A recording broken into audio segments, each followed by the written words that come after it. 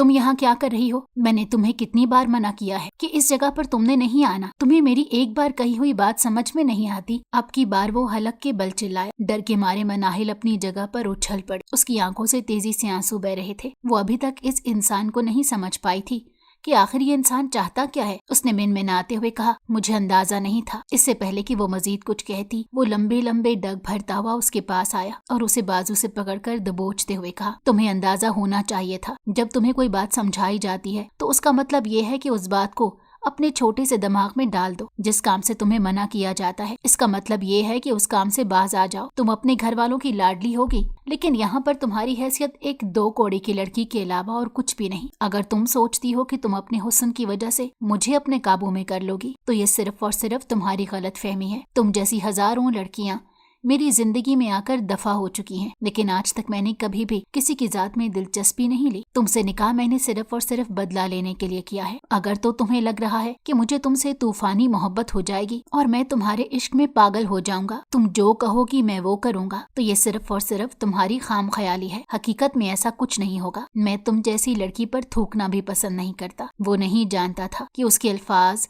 सामने वाले के दिल में खंजर की तरह लग रहे हैं। वो फूट फूट कर रोने लगी। आज तक किसी ने भी उसकी इस कदर तजलील नहीं की थी। वो तो अपने खानदान वालों की सबसे लाडली थी। वो जहाँ भी जाती थी लोग उसको पसंद की निगाह से देखते थे। आज तक किसी के लहजे में उसने अपने लिए नफरत भी महसूस नहीं की थी, मगर ये वो वाहिद शख्स था जिसने उसे आसमान से लाकर जमीन पर पटक दिया था। अब अपनी एक गंदी शक्ल ठीक करो और जल्दी से अंदर जाओ। वहाँ पर रानी तुम्हारा इंतजार कर रही होगी। आज रात का खाना तुम बनाओगी। ये कहकर वो वहाँ से बाहर की तरफ निकल गया, लेकिन जाने से पहले गार्ड को उस कमरे की हिफाजत पर मामूर कर गया था जिसमें थोड़ी देर पहले वो दाखिल हो रही थी। रोते हुए जब वो किचन में आई तो सामने ही रानी खड़ी थी। इसे लग रहा था सामने खड़ी हुई औरत उसे नरम लहजे में बात करेगी, लेकिन रानी के चेहरे के तासुरात यकदम बदल गए और वो गुस्से से कहने लगी, मैं तुम्हारी नौकरानी नहीं हूँ जो कब से यहाँ पर खड़ी तुम्हारा इंतजार कर रही हूँ। मैं यहाँ पर एहतशाम साहब के लिए काम करती हूँ और तुम्हारी हैसियत एक मामूली सी लड़की के अलावा और कुछ भी नहीं। चलो जल्दी यहाँ पर आओ और खाना बनाओ। हमारे पास ज्यादा वक्त नहीं है। शाम को उनके कुछ खास मेहमान भी आ रहे हैं। उसकी बात सुनकर वो हिचकिचा गई और खुद पर काबू पाते हुए कहने लगी, दरअसल मुझे खाना बनाना नहीं आता। अभी उसने बात मुकम्मल नहीं की थी कि नौकरानी ने उसके हाथों में लाकर प्याज रख दिया और इतराते हुए कहने लगी, अभी और इसी वक्त तुम ये प्याज काटो और फिर उसके बाद मैं तुम्हें सिखाती हूँ कैसे खाना बनाते हैं। बेचारी मनाहिल की आंखों से लगातार आंसू बह रहे थे। पहले जब वो कभी अपने घर की नौकरानियों को किचन में काम करते देखती थी तो बड़े शौक से कहती थी कि अम्मी मुझे भी खाना बनाने का शौक है, मैं भी खाना बनाऊंगी। मगर उसकी माँ ने उसे बहुत लाडों से रखा हुआ था। आज तक कभी भी उसे किचन में कदम रखने की इजाजत नहीं दी थी। उसका खाना उसके कमरे में बेड पर पहुंचा दिया जाता या फिर वो डाइनिंग टेबल पर सबके साथ बैठकर खाती थी। उसने कभी भी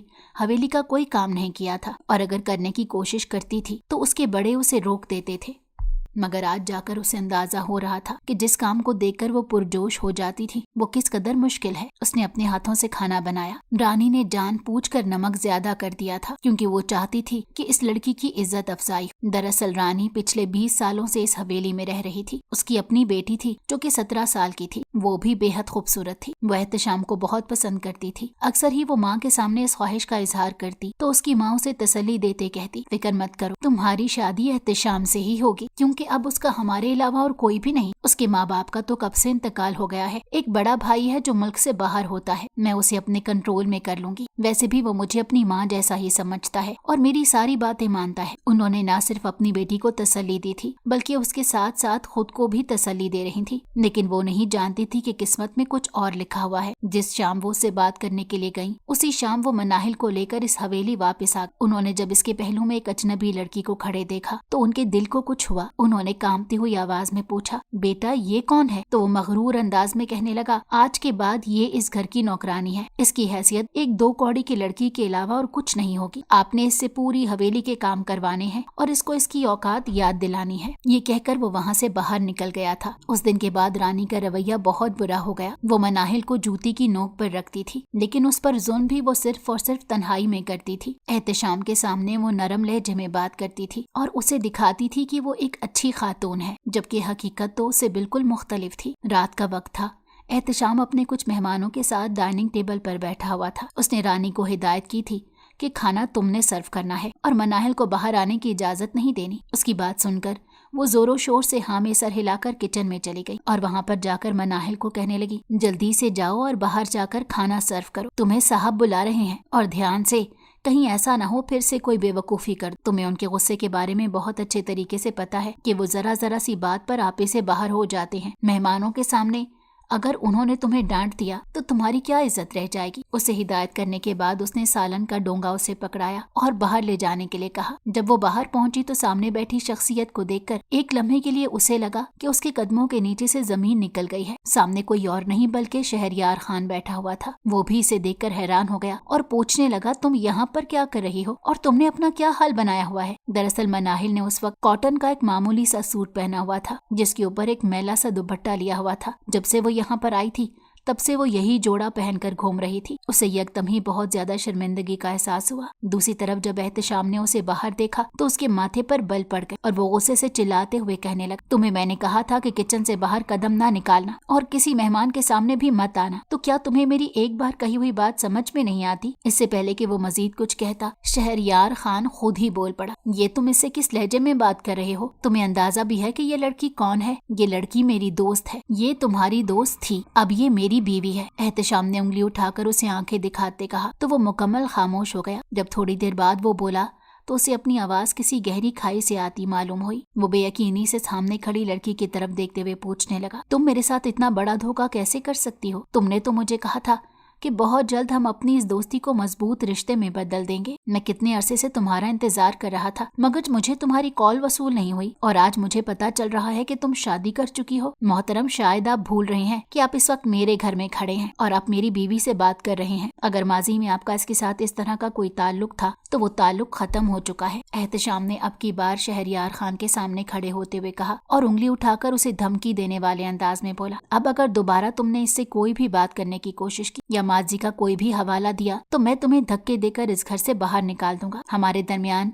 कंपनी की जो डील हुई थी वो डील भी खत्म हो जाएगी। इससे पहले कि वो बात मुकम्मल करता, शहरयार ने उसकी बात काटते हुए कहा, मैं अब वो डील तुमसे करूंगा ही नहीं, क्योंकि अब मुझे तुम्हारी असलियत के बारे में पता चल गया है। मुझे अंदाजा हो गया है कि तुम किस कदर घटिया इंसान हो। क्या तुम्हें औरत की इज्जत करना नहीं आता? तुमने इसे यहाँ पर किस हाल में रखा है? वो भूल चुका था कि थोड़ी देर पहले तक वो मनाहिल से शिकायतें कर रहा था। अब इसे उस लड़की की हालत पर तरस आने लगा था। ये मेरी बीवी है, मुझे अच्छी तरह से पता है कि मैंने इसके साथ किस तरह का सलूक करना है। तुम अपने मशवरे अपने पास रखो। वो दरवाजा सामने है, वहाँ से बाहर जा सकते हो। उसके बाद उसने अपने गार्ड्स को आवाज दी जिन्होंने शहरयार को धक्के देकर घर से बाहर निकाला। उसे वहाँ से भेजने के बाद वो पलटा और खूनख्वार नजरों से मनाहिल की तरफ देखने लगा जिसका पूरा वजूद खौफ से कांप रहा था। वो तेजी से नफी में सर हिलाते बोली, मुझे माफ कर दें, मैंने कुछ भी नहीं किया। मुझे ये सब कुछ रानी ने करने के लिए कहा था। उसने चिल्लाकर रानी को बुलाया तो वो भागती हुई वहाँ पर आई और सर झुकाकर मुअद्दब अंदाज में कहने लगी, साहब जी क्या हो गया? क्या मुझसे कोई गलती हो गई? क्या तुमने मनाहिल को कहा था कि ये जाकर मेहमानों को खाना सर्व करेगी? उसने जब सवाल किया तो वो हैरत से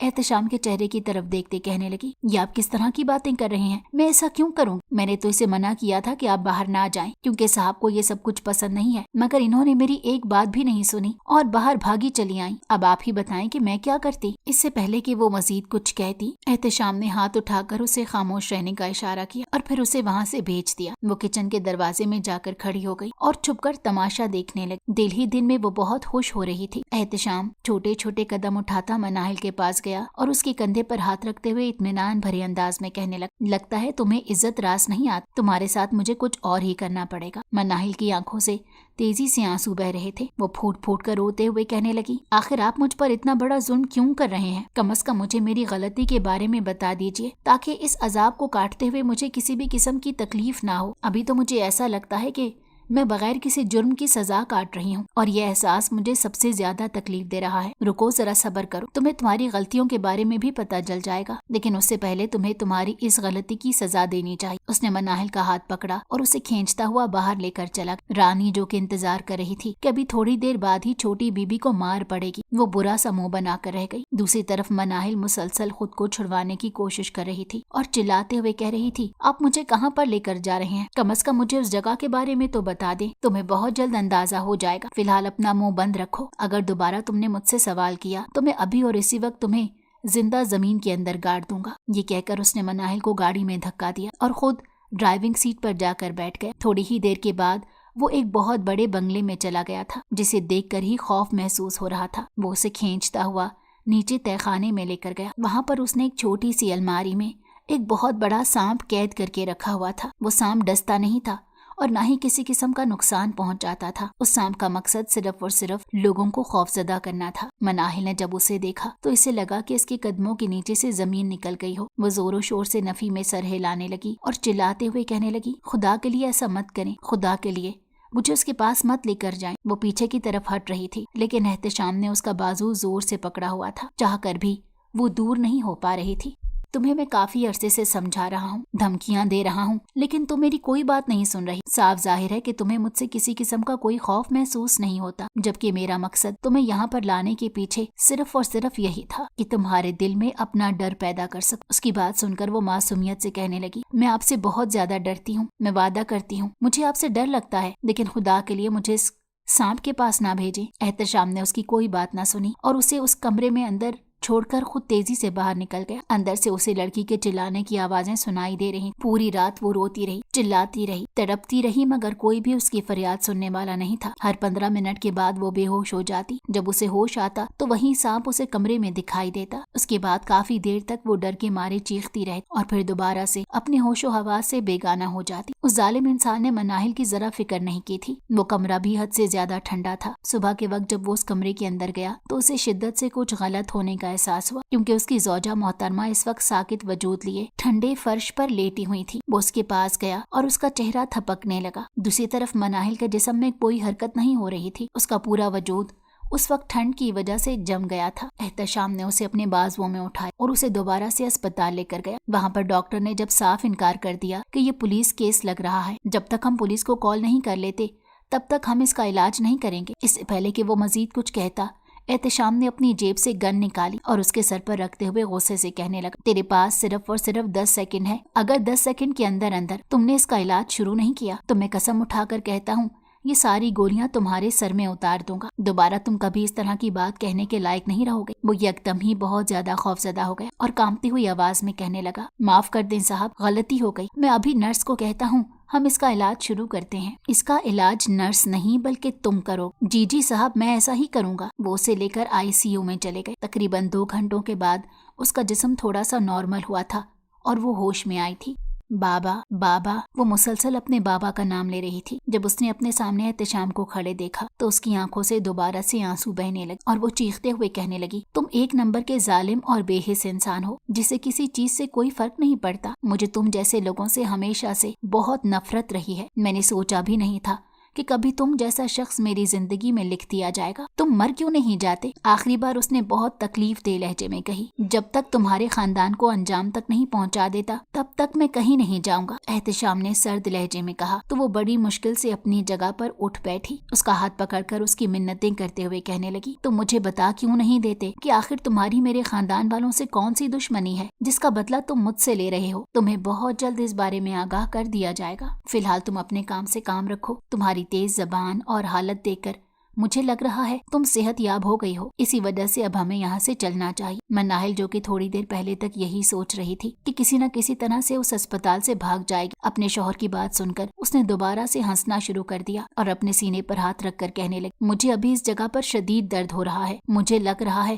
میں ابھی ٹھیک طرح سے صحت یاب نہیں ہوئی، مجھے 2 دن یہاں پر رکنا پڑے گا۔ احتشام نے ایک نظر ڈاکٹر کی طرف دیکھا تو وہ بھی زور و شور سے ہاں میں سر ہلانے لگا۔ ابھی تھوڑی دیر پہلے تک وہ احتشام سے خوفزدہ ہو گیا تھا، لیکن جب اس لڑکی نے اس کی منتیں تو اس نے اپنے خوف کو نظر انداز کرتے ہوئے اس لڑکی کی مدد کرنے کا فیصلہ کیا تھا، جو کم عمر ہونے کے ساتھ ساتھ بہت معصوم بھی تھی۔ مناہل نے اسے یہ بھی وعدہ کیا تھا کہ اگر تم مجھے ایک بار یہاں سے نکالنے میں کامیاب ہو جاتے ہو تو میں تمہیں منہ مانگی قیمت دوں، چونکہ وہ ایک بہت بڑے خاندان سے تعلق رکھتی تھی، گھر میں پیسوں کی ریل پیل تھی، اسی وجہ سے اسے کسی قسم کی کوئی کمی نہیں تھی۔ اس کی بات سن کر وہ آدمی بھی پرجوش ہو گیا۔ رات کا وقت تھا، وہ اپنے بیڈ پر لیٹی ہوئی تھی، تھوڑے ہی فاصلے پر صوفہ پڑا تھا جس پر احتشام بیٹھا ہوا تھا۔ اس نے اپنی آنکھیں بند کر رکھی تھی۔ مناہل اندازہ نہیں لگا پا رہی تھی کہ وہ جاگ رہا ہے یا سو رہا ہے۔ اس نے شدید بے چینی کا احساس ہو رہا تھا۔ اب اسے کسی نہ کسی طرح سے یہاں سے نکلنا تھا۔ اس کے پاس یہ آخری موقع تھا، کیونکہ ڈاکٹروں نے اسے کہا تھا کہ کل کے بعد وہ اسے 1 دن بھی یہاں پر نہیں روک پائے گا۔ وہ بہت ہی احتیاط سے بیڈ سے نیچے اتری اور چھوٹے چھوٹے قدم اٹھاتی ہوئی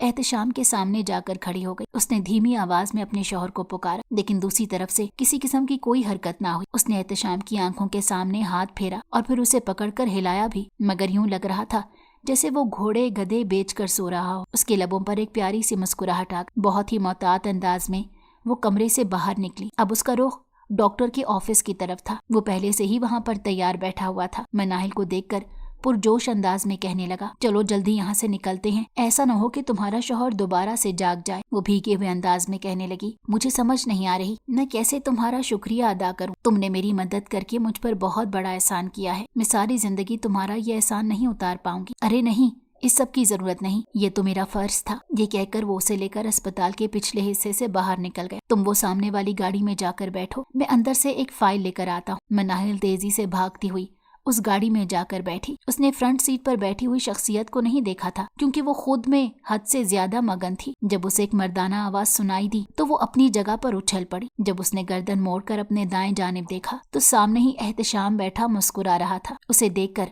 पुरस्रार लहजे में कहने लगा, मुझे तो अंदाजा नहीं था कि तुम्हें घर जाने की इतनी जल्दी है। दूसरी तरफ मनाहिल की हालत ऐसी थी, काटो तो बदन में लहू नहीं। वो सोच भी नहीं सकती थी कि किस्मत उसके साथ इतना बड़ा मजाक कर सकती है। वो ऊंची आवाज में रोते और चिल्लाते हुए कहने लगी, तुम इतने ढीठ और चालाक क्यों हो? तुम्हें कैसे पता चला था कि मैं यहाँ से भाग रही हूँ? अब की बार उसने मुंह बसोड़ते कहा तो वो संजीदगी से कहने लगा, तुम्हें क्या लगता है कि मैं एक छोटा सा बच्चा हूँ या मैंने कच्ची गोलियां खेली हैं? जब तुम उस डॉक्टर को आंखों ही आंखों में इशारे कर रही थी तभी मुझे सारी हकीकत के बारे में पता चल गया था। मुझे सबसे ज्यादा गुस्सा तो उस डॉक्टर पर आया था। अगर वो मुझसे मेरे कदमों में गिरकर माफी ना मांगता तो तुम देखती कि मैं उसका क्या हाल करता। तो तुमने उसे 1 करोड़ देने का वादा किया था, मैंने उसे 2 करोड़ देकर तुम्हारे उस वादे को भी तोड़वा दिया। ये कहकर वो पुरस्रार अंदाज में मुस्कुराने लगा और मनाहिल को कहने लगा, जब तुम्हें अंदाजा हो ही गया है कि अब तुम्हारी किस्मत मेरे साथ ही जुड़ी हुई है, तुम चाहो भी तो मुझसे दूर नहीं हो सकते, तो इस तरह से भागने का क्या फायदा? मैं कैसे एक कैद में रह सकती हूँ? आप मुझे एक ऐसी जगह पर रख रहे हैं जहाँ पर मेरी कोई इज्जत नहीं, यहाँ तक कि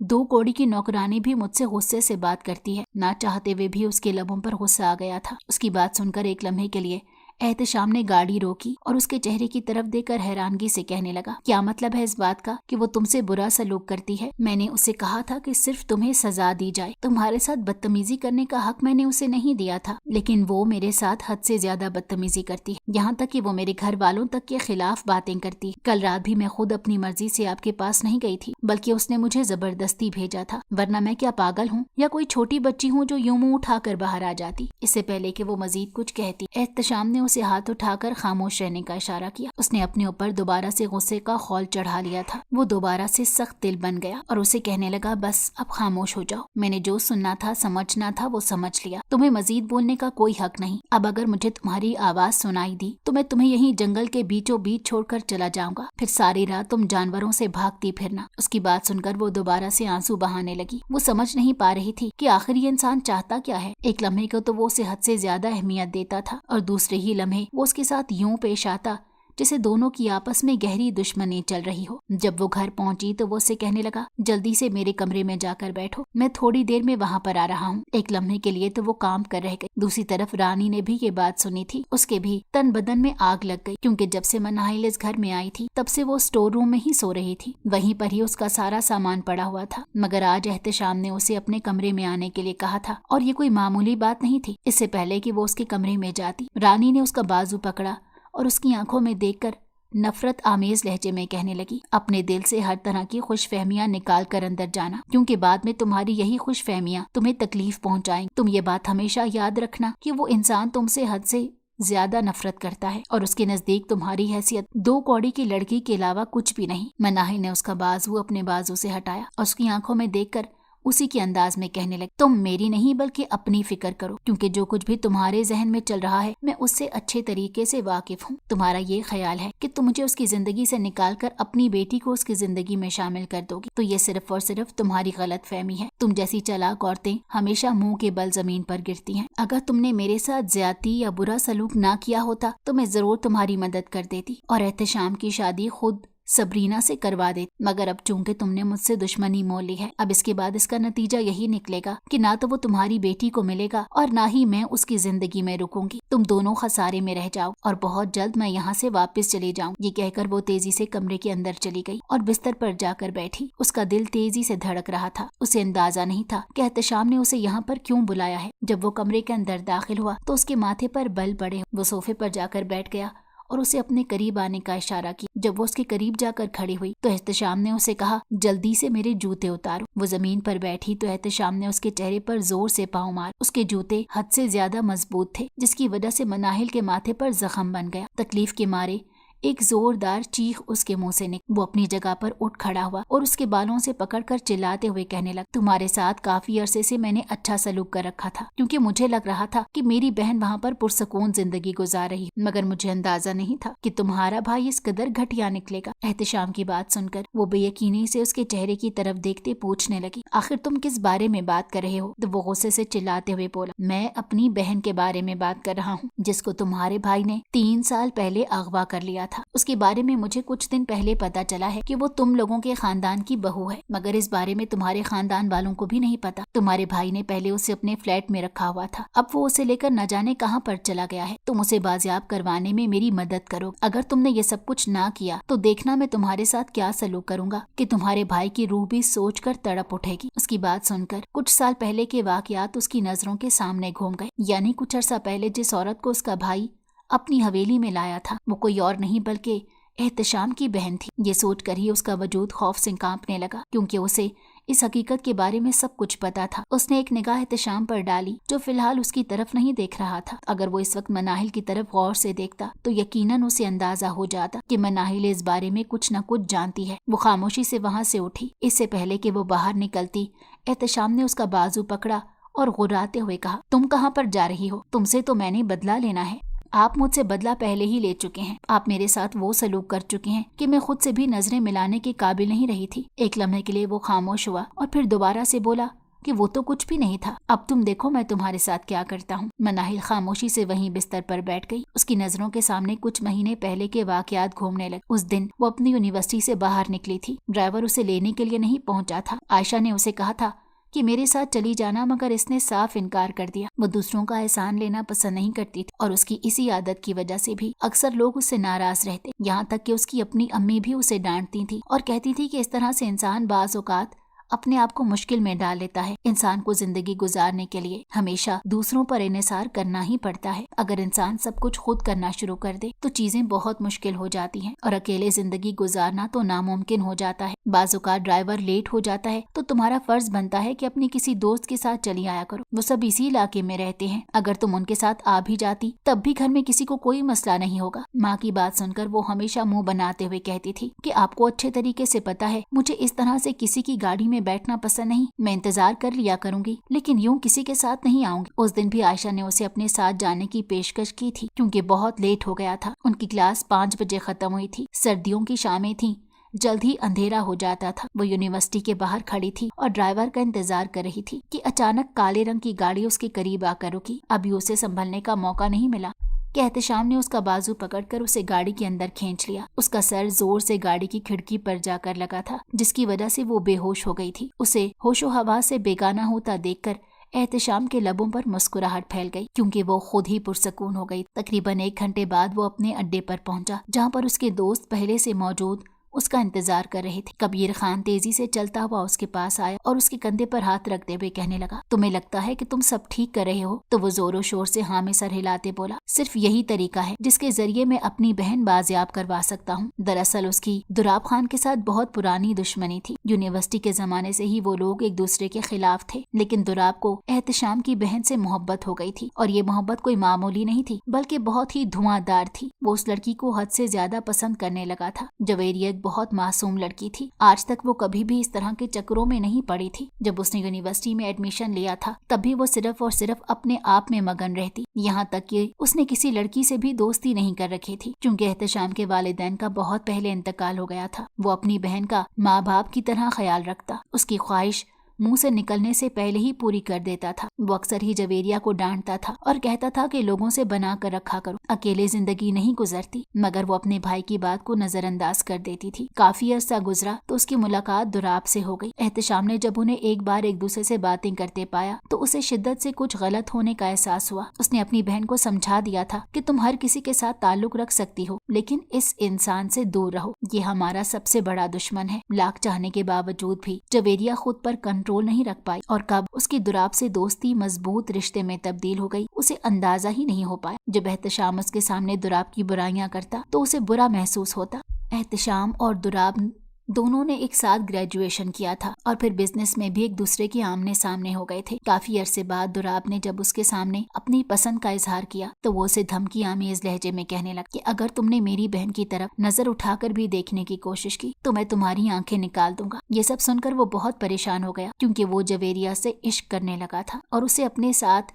एक पाक रिश्ते में बांधना चाहता था। उसने हर तरह से एहतशाम की मिन्नतें कर ली लेकिन वो कुछ भी सुनने और समझने के लिए तैयार ही नहीं था। अब दुराब को पहली बार बेबसी का एहसास हो रहा था। जब उसने अपने बाबा कामरान खान से जाकर बात की तो उन्होंने भी साफ इनकार कर और कहने लगे उन लोगों से हमारी वैसे भी नहीं बनती। हमारे बाप दादा की उनके साथ दुश्मनी चली आ रही है। पहले जमीनों की वजह से मामलात खराब रहे थे और फिर बाद में जाकर सरदारी की वजह से मामलात खराब रहे। उसके बाद तुम्हारी उसके साथ दुश्मनी हो गई, इसलिए उस लड़की का ख्याल अपने जहन से निकाल दो क्योंकि हम उसे किसी भी सूरत इस हवेली की बहू नहीं बनाएंगे। आखिर में वो अपनी बहन के पास गया था ताकि अपने दिल का बोझ हल्का कर सके। मनाहिल ने उसकी तमाम बातें बहुत गौर से सुनी थी। तब उसकी उम्र ज्यादा नहीं थी लेकिन वो बहुत समझदार थी। उसने अपने भाई को तसल्ली देते हुए कहा, फिक्र मत करें, सब कुछ ठीक हो जाए। मगर वो कुछ भी सुनने और समझने के लिए तैयार ही नहीं था। अचानक ही वो बोला, मैं सोच रहा हूँ उसे भगाकर अपने साथ लेकर जाऊंगा। ये सुनकर वो खौफजदा हो गई और तेजी से नफी में सर हिलाते कहने लगी, इस तरह की गलती कभी ना कीजिएगा क्योंकि इस तरह से हम लोगों को भी नुकसान पहुँच सकता है। उसने कहा, फिक्र मत करो, तुम्हें किसी से भी डरने की जरूरत नहीं। मैं एक ऐसी चाल चलूंगा कि वो इंसान कुछ नहीं कर पाएगा। उसके लबों पर उस वक्त एक बहुत शातिर मुस्कुराहट थी। अगले दिनों में उसने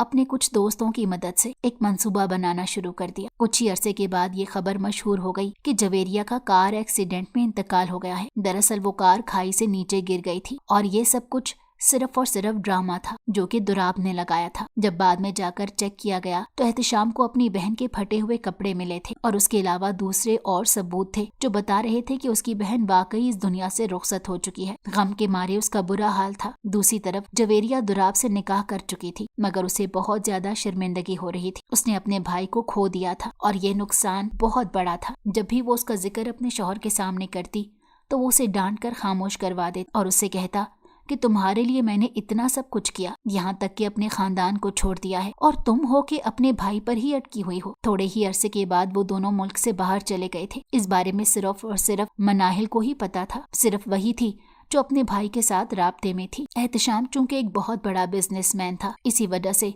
उसका आना जाना दूसरे ममालिक में चलता रहता था। वो तुर्की के एक मशहूर होटल में मौजूद था। जब जवेरिया मुस्कुराते हुए उस होटल के अंदर दाखिल हुई, उसने एक बहुत ही छोटे मासूम से बच्चे का हाथ पकड़ रखा था। इसे देखकर वो अपनी जगह पर उठ खड़ा हुआ। चंद लम्हों के लिए तो उसको अपनी आंखों पर यकीन ही नहीं आया। वो बच्चा खिलकर मुस्कुरा रहा था जबकि जवेरिया भी हंस रही थी। वो तेजी से चलता हुआ उसके पास गया। दूसरी तरफ जब उसने अपने भाई को देखा तो उसे लगा कि उसके कदमों के नीचे से जमीन निकल गई है। वो बहुत ज्यादा खौफजदा हो गई थी। दुराब ने उसे बताया हुआ था कि अगर हम लोग कभी उसके हाथ लग गए तो वो हमें जान से मार देगा। उसने अपने बेटे का सर जोर से अपने साथ लगा लिया और मदद के लिए पुकारने लगा। एहतशाम को इस सब की उम्मीद बिल्कुल नहीं थी। वो एकदम ही बहुत परेशान हो गए। अगर वो यहाँ पर रुका रहता तो यकीनन लोग उसे पुलिस के हवाले कर देते। वो तेजी से वहाँ से बाहर निकल गया। उसने उन दोनों को तुर्की में तलाश करना शुरू कर दिया था, जबकि हकीकत तो ये थी कि वो यहाँ पर सिर्फ 1 महीना छुट्टियां मनाने आए थे। उनके बेटे वजदान को ये मुल्क बहुत ज्यादा पसंद था और एक लंबे अरसे से उसने दुराब के कान खाए हुए थे कि मैंने सूफिया मस्जिद देखनी है। बेटे की ख्वाहिश पूरी करने के लिए ही वो दोनों यहाँ पर आए। अब तो एहतशाम का शक यकीन में बदल गया कि ये सारा खेल दुराब खान ने ही खेला हुआ था। इसी वजह से उसने उसकी बहन को किडनैप करने का फैसला किया। उसके साथ साथ उसने कामरान साहब को भी समझा दिया था कि अगर आपने मेरे मामलात में टांग अड़ाने की कोशिश की तो मैं आपको भी जान से मार दूं। आपके पास